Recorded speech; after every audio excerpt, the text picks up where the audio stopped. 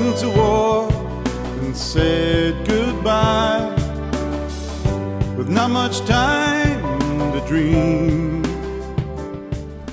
So, Bill, we had that wonderful ceremony out at the Bristol Hercules engine, and your whole fan base was out there, and you got your Caterpillar pin back. I've got it back, yes. Tell us, was that bailout, was that the most exciting, most scary adventure on your 35 trips on Bomber Command? Exactly, it was. And what was the damage to your Halifax, and what was the sequence of what happened? We're flying over our target. It was Hamburg, submarine pins in Hamburg, and we're bombing them, and somebody hit us somehow. The engines caught fire. Skipper said, "Jump, jump." We all bailed out. All 7 of us bailed out, and were taken prisoners of war about 10 days after we got captured. You did 35 trips with 415 Squadron, Right. And that 30, was it the 35th trip was the last one where you got shot down? That's right. Yes, we had our money for Canada with us to go back when the trip was over. Yeah. That's buried under a tree. Yeah, I know, but Bill, remember, it ain't over till it's over. So, but no, that's great. And what was it like in the camps? You were in the camps about 90 days before the war was over. Correct. And what was it like in there when you were there?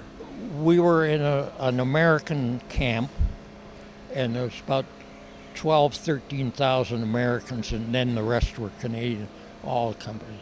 It was excellent. All we did was play ball and eat bean soup. Wow.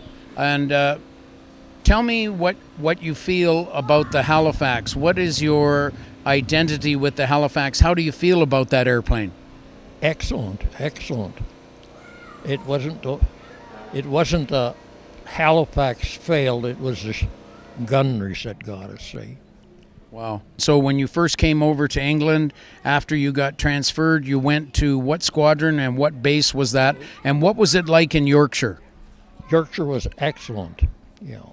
Yes, but which number was it? We're still 415, eh? Okay. Yeah. I've heard that the bomber crews are a team of 7. 7. And you got close bonds with these other 6 guys. And tell me a little bit about the crew and your feelings about your crew. Our crew is excellent. There's 7 of us, and we all came out without a scratch and got together when we got back to England.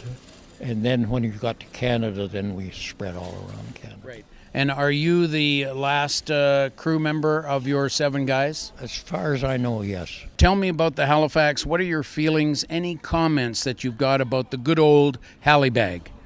They're excellent, excellent. We didn't have any trouble at all. We run out of fuel one time coming back from Dresden, I believe it was. So you ran out of fuel, and like you're talking about fumes, or are you talking about zero fuel? Zero fuel. We had to land in France, say, and take some fuel on, eh? Okay, so you were very low on fuel. Right. You knew where there was an airstrip in not occupied, but liberated France. Right. So you landed there, and what happened? We landed there during the night with no lights on the tarmac on the landing strip, and got fuel there in the morning and then back to Eastmoor. So just out of gas, and it's a good thing France was liberated, so you had some place to go. Good. Sounds like a good pilot. Excellent. And of course, you were the guy that always got to tell the pilots where to go because you were the navigator. Right. Yeah. What was your motivation behind joining the Royal Canadian Air Force? Did you have some main strong reasons for joining? Well, I was unemployed, going to school, and I thought getting into the Air Force was the way to go. You understand how dangerous it is. Well, yes.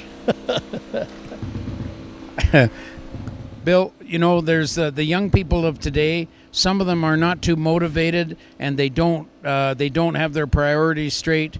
If you had to do this all over again, would you go? Considering if based on your Air Force experience, would you do it ever again? Absolutely.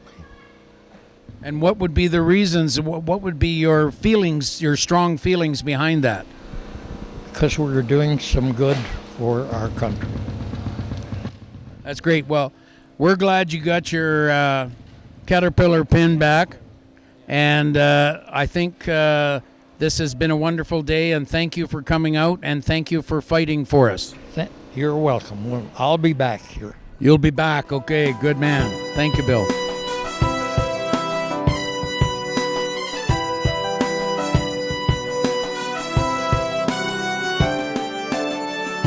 I went to war and said goodbye with not much time to dream. One person's life and countless more